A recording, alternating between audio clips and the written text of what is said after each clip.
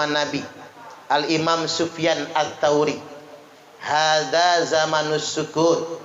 Ini zaman di mana kita mesti banyak diam.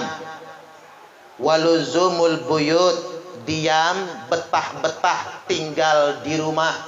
Stay at home. Gara-gara corona orang pinter bahasa Inggris semua. Diam di rumah, stay at home. Sekolah dari rumah, homeschooling. Ngajar dari rumah, home teaching. PNS kerja dari rumah, home working. Buruh harian dirumahkan, bahasa Inggrisnya home pimpa, alaihum gambreng, karena nggak dapat apa-apa. Hadza zamanus sukut, zaman kita mesti banyak diam. Waluzumul buyut, betah-betah tinggal di rumah. Waridho bilqut, rela ridho dengan persediaan makan yang ada, jangan boros-boros, maksudnya pandai-pandai berhemat, ila antamut, sampai engkau mati. Jadi mudah-mudahan zaman sekarang ini tidak separah itu, dan mudah-mudahan pandemi cepatlah berlalu. Allahumma amin. Selanjutnya terkhusus buat Adinda Iqbal dan Ernawati, saya hendak menyampaikan tentang konsep tarbiyatul auladi ba'dal wiladah. Pendidikan anak setelah dilahirkan. Seperti yang lumrah. Saking sudah pahamnya jadi lumrah kita, Pak. Seperti yang lumrah kita sering lakukan. Pertama, adani kuping kanannya, iqamati kuping kirinya. Langsung ke dalil dulu kita. Rasulullah sallallahu alaihi wasallam bersabda, man wulida lahu mauludun fa'adzana fi udunihil yumna wa aqama fi udunihil yusra lam tadurruhu ummus sibyan. Barang siapa yang lahir anaknya diadani kuping kanannya, diiqamati kuping kirinya, maka tidak akan bisa mencelakakannya jin yang namanya ummus sibyan. Jadi kalau anak kita lahir ada jin yang mengganggunya, nama jinnya ummus sibyan, emak bayi. Bukan emak beneran, emak jin. Makanya ada 3 jenis makhluk yang mengganggu bayi. 1 ummus sibyan, emak jin ini. Orang Indonesia nyebutnya kuntilanak. Nah, itu ummus sibyan itu, Pak. Makanya orang hamil sensitif dengan kuntilanak. Bayi sensitif dengan kuntilanak. Jangan belagak, nggak ada. Banyak anak demam panas, Pak. Dibawa ke dokter, sudah 7 kali ambil darah, nggak ketahuan penyakitnya. Kata saya, coba saya ruqyah dulu. Ini anaknya nggak kenapa-apa. Panas turun, naik lagi. Ini gangguan jin ummus sibyan. Ruqyah sedikit, kabur jinnya, langsung lelap tidur, sehat, sembuh. Jadi nggak semuanya harus diselesaikan dengan medis. Kuntilanak. Kalau kuntilanaknya sudah beranak, namanya Mak Kunti. Tapi kalau masih gadis, namanya Mbak Kunti. Katanya sih begitu. Yang kedua, makhluk yang mencelakakan bayi itu namanya korin. Jin juga. Kembaran si bayi. Makanya kadang-kadang bayi itu ketawa sendiri. Ada yang ngeledeknya. Jin, korin. Yang ketiga yang mengganggunya dari bangsa setan, yakni setan wasin. Ada yang namanya wasin nggak ya, Pak? Kalau ada ganti, anak setan itu soalnya. Itu yang pertama. Ada nih kuping kanan, iqamati kuping kiri. Ketika anak kita lahir. Makanya saya bingung, Pak. Kalau ada yang mengatakan mengadani bayi itu bid'ah. Padahal ini 4 madhab. Imam Hanafi, madhab Maliki, madhab Asyafi'i, madhab Hambali. sepakat tentang sunnahnya azan di kuping bayi. Dan hadisnya sudah hasan bisawahid, sudah ada yang menguatkannya. Kadang-kadang orang zaman sekarang ini gampang kagetan. Dengar dikit orang mengatakan bid'ah, udah berhenti azan di kuping bayi. Mondok aja nggak pernah. Ketiban ditanya lu belajar di mana? Internet. Nanti kalau mati ditanya malaikat, guru kamu siapa? Syekh YouTube al-interneti. Kiainya Kiai Haji Google. Ustadznya Ustadz Facebook LCMA. Saya bingung, Pak. Kalau bayi nggak diazani, lalu diapain ya? Dinyanyiin lagu alamat palsu. Nggak dapat alamat bener gedenya nanti. Salah terus jalan hidupnya. Maka adzan di kuping kanannya, iqamat di kuping kirinya. Sekaligus talqin. Yang pertama kali didengar di telinganya bukan suara bu bidan, bukan suara nyanyian, bukan setel televisi. Yang pertama kali didengar oleh telinganya panggilan adzan, 2 kalimat syahadat, menegakkan sholat. Itu yang pertama, talqin. Baik, yang kedua, batuk lagi Pak. Mestinya saya ceramah ini pakai masker, tapi ngapa? Lama-lama masker saya bau jigong. Akhirnya saya keracunan jigong saya sendiri nantinya. Yang kedua, ditahnik. Apa itu ditahnik? Ambil kurma matang, kemudian dioleskan. Bagusnya dikunyah dulu, campur ludah kita. Ambil sari manisnya itu, kemudian dioleskan di langit-langit mulut anak kita pakai jempol tangan. Nanti dijilat-jilatnya lidah jempol tangan kita itu sampai ke langit-langitnya. Ini secara ilmiah merangsang kekebalan tubuh dan kecerdasan otaknya. Menurut agama ini tabarukan. Mudah-mudahan akhlak anak itu nyontoh akhlak orang yang mentahniknya. Makanya pas betul kalau Pak Haji Fahrul yang mentahnik. Beliau orang soleh. Jangan sampai yang mentahniknya laki-laki hidung belang mata keranjang. Apa jadinya anak kita itu nantinya? Ditahnik, tabarukan. Kalau nggak punya kurma, pakai madu. Kurma itu kan enak sih Pak. Kurma jangan yang ajwa karena nggak begitu manis. Ajwa kan buat obat. Pilih yang sukari, kan harganya murah. Sukari murah, pulen, manis. Itu paling bagus nanti buat tahniknya. Kemudian yang berikutnya, yang ketiga, cukur rambutnya. Buat Iqbal sama Ernawati, cukur rambutnya sampai gundul. Tapi kayaknya udah dicukur ya. Itu sudah 3 bulan soalnya. Dicukur rambutnya, belum dicukur. Dicukur rambutnya, lalu ditimbang. Nah, kalau udah 3 bulan banyak tuh rambutnya ya. Lalu ditimbang, sedekahi. Paling bagus pakai emas. Bawahnya emas perak. Makanya dalam hadis Sahih Muslim disebutkan, wazanat Fatimatu sya'ra Hasanin wa Husainin wa Zainaba wa Ummi Kulthum fatasaddaqat bi zinatin dzalika fiddah. Dulu Fatimah punya anak, 4-empatnya Hasan, Husain, Zainab, Ummi Kulthum. Dicukur semua rambutnya sampai gundul waktu bayi. Kemudian ditimbang rambutnya, fatasaddaqat bi zinatin dzalika fiddah. Kemudian Fatimah sedekah dengan beratnya timbangan rambut tersebut seharga perak. Jadi kalau rambutnya 10 gram, sedekahnya 10 gram perak. Kalau rambutnya 20 gram, sedekahnya 20 gram perak. Bagusnya pakai emas kalau sanggup. Turun dikit perak. Enggak sanggup pakai perak, duit enggak apa-apa. Makanya kita pakai kembang telur ini, Pak. Orang tua kita dulu kan enggak pintar ceramah. Kan zaman sekarang yang banyak tukang ceramah ini, Pak. Zaman dulu penceramah paling Pak Zainuddin MZ aja. Jarang penceramah. Karena orang zaman dulu nggak pinter ceramah, tapi pinter ngasih contoh. Bikin kembang telur, kasih telur, benderanya kasih duit. Duitnya itu untuk mensedekahi rambutnya maksudnya. Ada yang protes, Ustadz, kok duitnya 1000-an sama 2000-an. Ya kalau duitnya cepean 100.000, yang marhabanan nggak konsentrasi. Takut nggak kebagian soalnya. Orang tua dulu pintar itu makanya dibikin kembang telur. Kalau nggak sanggup betul ya sudah, yang 2000-an itu jadilah sebagai simbol mensedekahi rambutnya semampunya.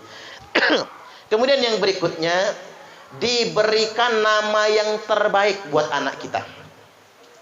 Sesuai dengan sabda Nabi, innakum tad'una yaumal qiyamati bi asma'ikum wa asma'i abaikum fa ahsinu asma'akum. Sesungguhnya kalian semua akan dipanggil pada hari kiamat nanti dengan nama-nama kalian dan dengan nama bapak-bapak kalian, maka perbagusilah nama kalian semua. Ini nama kita ini berlakunya Pak, anak sama bapak. Makanya nama bapak jangan dikecualikan. Pas itu ada Farelinya, ngambil nama bapaknya atau binnya. Kayak saya, Suparman Abdul Karim. Karena Suparman bin Abdul Karim. Ngambil nama orang tua. Berlaku dunia sampai akhirat. Maka perbagusilah nama anak kita. Nama paling bagus itu Muhammad, Abdullah dan Abdurrahman. Itu nama paling bagus. Belakangnya tambahin sendiri. Ini nama keponakan saya ini Muhammad Azam Fareli. Azam ya. Tadi dikoreksi oleh Pak Haji Joni, Pak Ustadz Joni. Hajinya kapan? Tahun depan mudah-mudahan cepat ya. Allahumma amin. Beliau ini Pak temannya setan Dasim. Dasim kan tukang nyerein orang. Beliau temannya setan Dasim ya. Subhanallah. Tapi kalau nggak cerai-cerai nggak ada kepastian hukum ya Pak. Subhanallah. Baik Bapak Ibu rahimakumullah, Azam. Azam pakai double Z. Jadi dia pakai ain nulisnya kalau Arab itu. Kemudian pakai zai dikasih tasdid.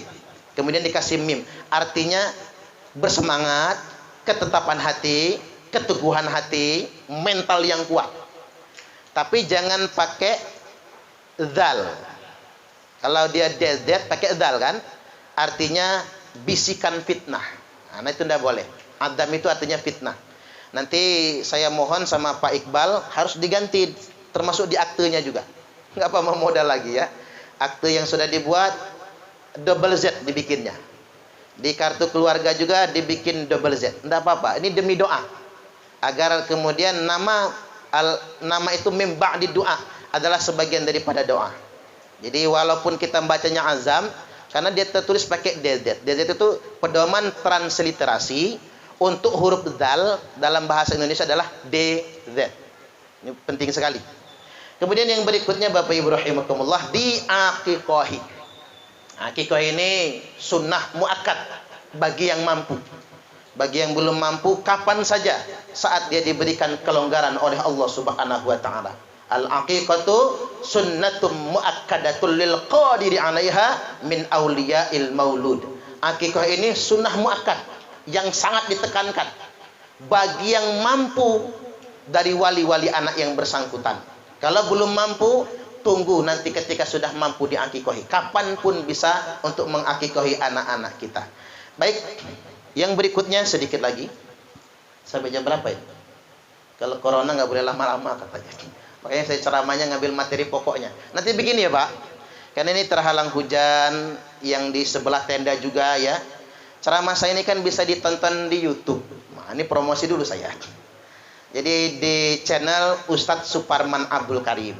Jangan lupa tonton agak lama biar jam tayangnya panjang. Terus yang di subscribe, bapak-bapak yang belum punya YouTube minta bikinin sama anak cucunya itu. Gimana sih punya akun YouTube biar bisa subscribe. Ya kalau Ustadz Abdul Somad udah terkenal Pak. Sekali ceramah yang nonton jutaan, duitnya banyak. Nah, kalau saya ini sekali ceramah, kalau nggak di-share 100 saja untung itu. Yang nontonnya itu.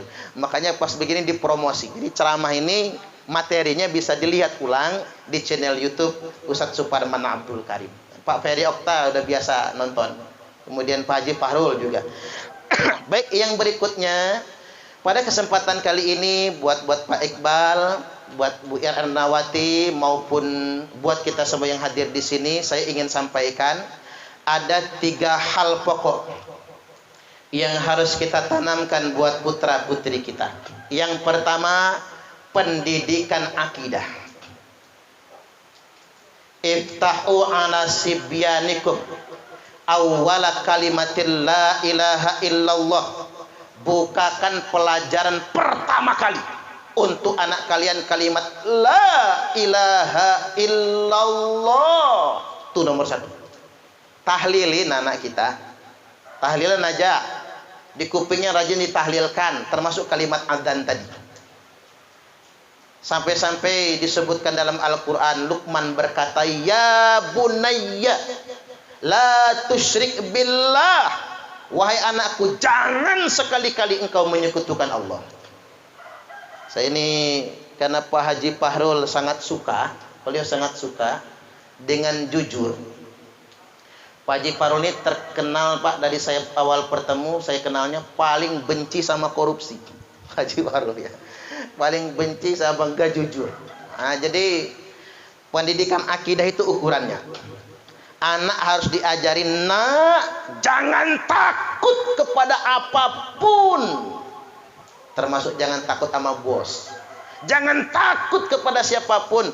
Kecuali cuman takut kepada Allah. Karena zaman sekarang ini banyak orang yang lebih takut sama KPK Pak daripada sama Allah. Lebih takut sama Pak Polisi, pelaku kriminal itu, daripada sama Allah. Bahkan tidak jarang bapak-bapak lebih takut sama bini daripada takut sama Allah. Ada nggak zaman sekarang laki-laki takut istri? Banyak. Mana orangnya Pak? Kalau ada yang berani ngacung. Tampang sih boleh, rambut cepak, jidatnya jenong, matanya aja belok, lubang hidungnya mekar, bibirnya doer, badannya kedot, begitu dipelototin bininya mengkerak. Istri, ikatan suami takut istri, atau sosis suami sian istri. Zaman sekarang banyak orang yang nggak takut dengan Allah, lebih takut miskin daripada takut Allah. Bahkan mohon maaf, lebih takut corona. Ini payah. Saya setuju Pak, 3M itu, pakai masker, memakai masker, menjaga jarak, mencuci tangan, setuju. Saya promosi itu terus, 3M itu. Tapi ingat, perlu diingat, kita ini menjaga kesehatan bukan biar nggak mati. Kalau mati nggak mesti kena COVID, betul nggak kira-kira? Kita ini menjaga kesehatan biar nggak sakit. Karena sakit itu nggak enak soalnya. Kalau mati mah nggak mesti kena COVID lah, keserempet sepeda aja bisa mati. Bahkan sekarang ini banyak kematian bukan karena COVID, tapi gara-gara gas asam lambung. Coba dihitung Pak. Terlalu banyak yang mati gara-gara gas asam lambung. Yang terkenal misalnya Lina, mantan istrinya Sule. Kena gas asam lambung naik ke jantung bagian bawah, gagal jantung, meninggal. Nggak punya penyakit jantung, tapi asam lambung. Saudara saya, Ibu Hajah Mahdalena di Enggal, asam lambung, meninggal kena gagal jantung. Ashraf Sinclair, suaminya BCL. Nah, udah habis tuh masa idahnya. Silahkan Pak Joni kalau mau kenalan. BCL, Ashraf Sinclair, gagal jantung gara-gara gas asam lambung. Dan sekarang di Bandar Lampung, penyakit yang paling banyak saya rukyah, apalagi perukyah yang lain kan, yang saya rukyah adalah asam lambung. Karena rasanya ada, tapi bentuk penyakitnya nggak kelihatan. Orang ngiranya guna-guna gangguan jin. Pening pala lah, jalan di perut lah. Dan asam lambung itu penyebabnya bukan makanan, tapi pikiran. Maka benar kalau kata dokter yang di Jawa Timur, penyebab penyakit bukan makanan, tapi penyebab penyakit adalah pikiran. Dan pikiran yang paling membebani adalah cicilan. Makanya kurangin cicilan. Orang yang banyak cicilan cepat matinya. Baik Bapak Ibu hadirin wal hadirat rahimakumullah, kembali lagi. Ajarkan kepada anak-anak kita pendidikan akidah yang benar. Tidak ada yang dia takuti kecuali cuman Allah. Enggak takut miskin, enggak takut COVID, enggak takut apapun, kecuali hanya takutnya kepada Allah. Itulah takut yang utama. Di tengah-tengah zaman banyak orang yang enggak takut lagi dengan Allah. Ini ada anekdot, cuman anekdot ya Pak. Ada anggota dewan nanya sama kiai-kiai, hebatan mana gua sama wali kota? Hebatan elu. Sama gubernur, hebat lo juga. Gua anggota DPR RI, hebatan gua atau hebatan menteri? Hebatan lo. Menteri panggil, bisa dimarah-marah di rapat dengar pendapat. Kurang puas nanya lagi dia, Pak Kiai, kalau saya sama presiden hebatan mana? Hebat lo juga. Lo orang kan bisa impeachment presiden. Kurang puas nanya lagi dia, Pak Kiai, kalau saya sama Nabi Muhammad hebat mana? Ngelunjak orang satu. Sama wali kota, gubernur, menteri, presiden hebat kamu. Nah kalau saya sama Nabi Muhammad, kata Pak Kiai, hebat kamu juga. Loh kok bisa Pak Kiai? Karena kalau Nabi Muhammad itu masih takut dengan Allah. Kalau kamu kayaknya nggak takut lagi sama Allah. Subhanallah. Anekdot Pak, kalau ada anggota dewan jangan tersungging ya. Kan ada juga yang takut sama Allah. Itu nomor satu. Nomor dua, pendidikan ibadah. Rasulullah sallallahu alaihi wasallam bersabda, "Murus sabiyya bisolati idza balagha sab'a sinin." Perintahkan anak-anak untuk sholat kalau umurnya sudah 7 tahun. Nah, 7 tahun ini rumusnya. Berarti sebelum 7 tahun ajarin sholat. Perintahkan anak-anak untuk sholat kalau umurnya sudah 7 tahun. Wa idza balagha 'ashra sinin fadribuhu ilaiha. Dan apabila anak kita sudah umur 10 tahun masih belum mau sholat juga, gara-gara meninggalkan sholat. Jadi saya kasih clue-nya. Anak mandi hujan, dijitak, nggak ada hadisnya.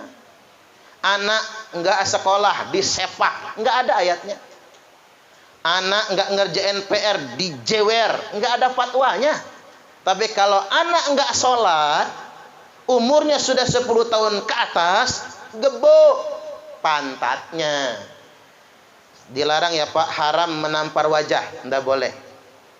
Haram menjewer kuping, haram narik jambang ini, haram hukumnya nyubit perut. Ingat Bu, jangan main-main cubit aja ibu-ibu ini, nggak boleh. Yang boleh apa? Mukul pinggang ke bawah, pantat atau kakinya. Itu pun kalau terpaksa. Tapi ingat, pendidikan nomor 1 bukan marah. Pendidikan nomor 1 bukan mukul. Tapi pendidikan nomor 1 adalah keteladanan. Contoh dari orang tua. Nyuruh anak sholat, bapaknya nggak sholat. Ya salah lah. Kan pepatah Arab mengatakan, ma fil aba fil abna. Apa yang ada pada bapaknya ada pada anaknya. Kata orang Arab. Orang Indonesia nyaut. Pepatah lama mengatakan kalau bapak kencing berdiri, anaknya kencing berlari. Nah kalau bapaknya kencing berlari, anaknya ngencingi bapaknya sendiri. Artinya orang tua kurang ajar, anak tambah kurang ajar. Orang Jawa nyaut, apa kata orang Jawa? Nek bapake kalong, anake kampret.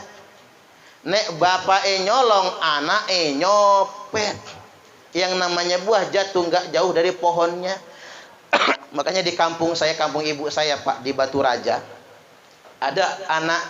ada orang punya pohon rambutan di belakang, sering hilang, belum dipanen udah habis duluan. Diintip siapa yang tukang maling, dipikir kelelawar, dikira kampret, ternyata anak kecil yang suka maling. Dipergokin, woi, nganini galak ngambil rambutan nih, kamu ya yang suka maling rambutan. Kukah tegok bakngan ngan kelet, tak bilangin bapakmu nanti. Apa kata si anak? Kata kelah aku dek takutan. Bilangin aja gua nggak takut. Nah kamu mana bapakmu? Si anak teriak, "Bak, tuhunlah ada jemenya." Ternyata bapaknya lagi di atas rambutan, Pak. Lagi ngunduh duluan, anaknya ngumpulin di bawah. Allahu Akbar. Pantesan anaknya maling, bapaknya yang duluan. Jadi kembali lagi pendidikan sholat, keteladanan dari kedua orang tuanya. Jangan sampai bapak ibunya sholat zuhur mepet asar, asarnya numbur maghrib, maghribnya mentok isya, isyanya ketiduran, subuhnya kesiangan. Ketiban sholat subuh niatnya begini, usolli fardhos subhi rakataini mustaqbilal qiblati kodoan lillahi ta'ala. Loko kodoan Pak jam 8 sholat subuhnya. Nanti istrinya nyusul, apa kata istrinya? Usalli fardhu subhi rak'ataini mustaqbilal qiblati. Kesiangan lillahi ta'ala. Lo kok kesiangan, Bu? Jam 9 sholat subuhnya. Nanti anaknya nyiru. Apa kata anaknya? Usalli fardhu subhi wal dhuhri wal asri wal maghribi wal isya'i kroyoan oplosan lillahi ta'ala. Hancur sholatnya. Nomor 2, pendidikan sholat. Bagusnya ajak ke masjid anak kita. 3, terakhir. Pendidikan akhlak moralitas. Nah, akhlak ini nggak bisa pakai teori, tapi Pak, Bu, nggak bisa pakai ceramah. Akhlak ini adalah kebiasaan. Nabi bersabda, wa'awiduhumul khair, fa inna khair adah. Biasakan anak-anak dengan kebaikan. Tradisikan, jadikan adat istiadah, maka kebaikan hanya bisa wujud dengan kebiasaan. Contoh, makan tangan kanan, kebiasaan. Sama orang tua salim. Orang Jawa punya budaya sungkeman. Orang Sumatera, orang Lampung salim. Tapi anak zaman modern, nggak Jawa, nggak Lampung, badan besar tinggi, salim neneknya, ditarik tangannya, jedutin ke jidat. Dijudut ke jidat. Hampir copot tangan nenek. Yang benar itu membungkukkan badan. Cium punggung telapak tangannya, cium telapaknya. Emah. Ini yang benar. Makanya yang harus nyontohin ibu-ibu kalau cium tangan suami, emah. Kalau cara ciumnya punggung dicium, telapak dicium, pahalanya sama seperti 70 kali cium Hajar Aswad. Apalagi suaminya hitam kayak pantat wajan itu, Pak. Persis Hajar Aswad. Makanya cari laki jangan yang putih kalau bisa, jangan yang kuning, yang hitam sekalian. Biar nyamain Hajar Aswad. Makanya Adinda Ernawati cium tangan suami. Jangan pakai jidat, pakai mulut, punggung dan telapaknya. Nyontohin anak. Itu ada tradisi. Saya ada pelajaran dari ibu saya. Kalau ibu saya bikin pisang goreng, kampung ya Pak, kita mau nyomot nggak boleh. Antar dulu tempat akas, antar dulu tempat tombai, antar dulu tempat umeh, antar dulu tempat unggang. Oh, ganteng kan unggang umeh. Kalau bapak saya kombring, tombai, akas. Kalau Lampung itu banyak ya Pak, ada bakas, ada tombai, ada nyai, ada siti, ada sidi dan sebagainya. Kakek, nenek, opa, oma kalau sudah modern. Kita nggak diceramahin. Cuman kita nganter dulu sama nenek, baru boleh makan. Oh, ternyata pembelajarannya begitu. Muliakan dulu orang tua, nanti anak-anak. Makanya benar kata ulama, birru aba'akum tabirrukum abna'ukum. Berbaktilah kepada orang tua kalian, nanti anak kalian pasti akan membalasnya. Berbakti kepada kalian juga. Saya ingin tegaskan hari ini, tidak akan mati anak yang durhaka kepada kedua orang tuanya sebelum dia merasakan sakit seperti yang dirasakan oleh kedua orang tuanya. Ini saya nakut-nakutin, tapi benar terjadi. Sekali lagi, tidak akan mati anak yang durhaka sama orang tua sebelum dia merasakan sakit seperti yang dirasakan oleh kedua orang tuanya. Sebaliknya, nih buat Iqbal sama Ernawati dan kita semua, ridallah fi ridal walidain. Ridho Allah ada pada ridho kedua orang tua. Orang bijak berkata, perlakukan orang tuamu seperti raja, maka rezekimu pun akan seperti rezeki para raja.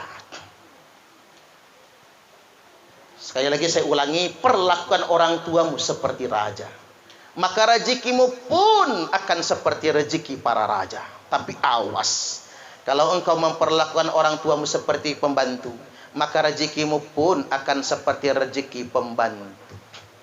Enggak usah ke Gunung Kawi cari pesugihan, enggak usah betapa di tengah sungai atau di kuburan, cukup muliakan orang tua, itu keramat yang agung.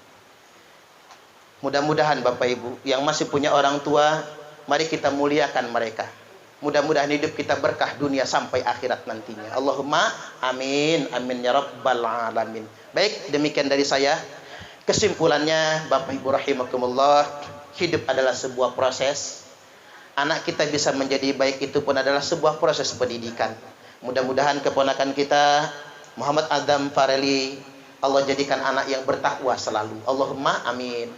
Dan khususnya kepada kedua orang tuanya, Adinda Muhammad Iqbal Fareli dan Ernawati, mudah-mudahan keluarganya sakinah, mawaddah, warahmah. Tadi kata Pak Ferry Okta, waktu nikah hujan deras, pas akikah juga hujan deras. Saya dipesankan oleh guru saya, Pak, Man, kalau kamu nikah hujan deras, maka itu pertanda rezekimu akan dilipat gandakan oleh Allah Ta'ala. Jadi kalau nikahan begini, acara begini Pak, akikahan, jangan nolak-nolak hujan, biarin aja. Ustaz, kotak sumbangannya kurang isinya, biarin, kita nggak ngarep dari sono, nanti ada.